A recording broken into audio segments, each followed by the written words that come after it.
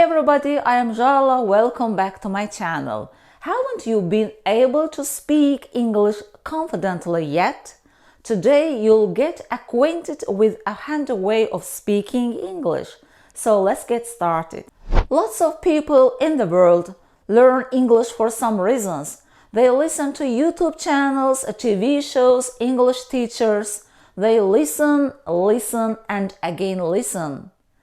It's very good for improving our listening skills, but why don't you speak English as much as you listen to it? We shouldn't forget a language is a means of communication. When it comes to speaking English, I know you get frustrated, you are frightened to make mistakes, but you needn't worry so much. You shouldn't forget, making mistakes is a way of learning. English can be spoken in two ways. The first way is speaking English roughly, not exactly.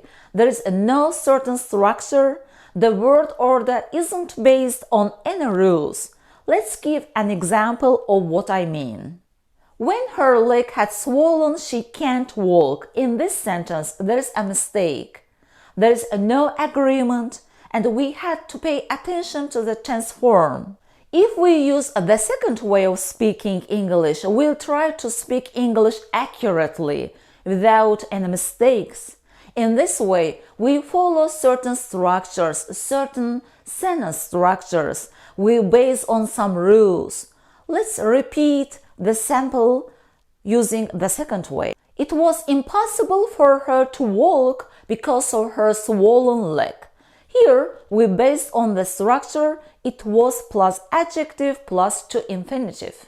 This structure can be used in different tense forms. For example, it is tedious for me to work all day long.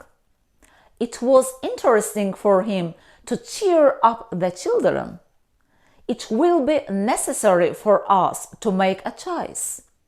It has been available for me to make progress in English. As you see, the second way gives us confidence because we base on some rules, we base on a structure.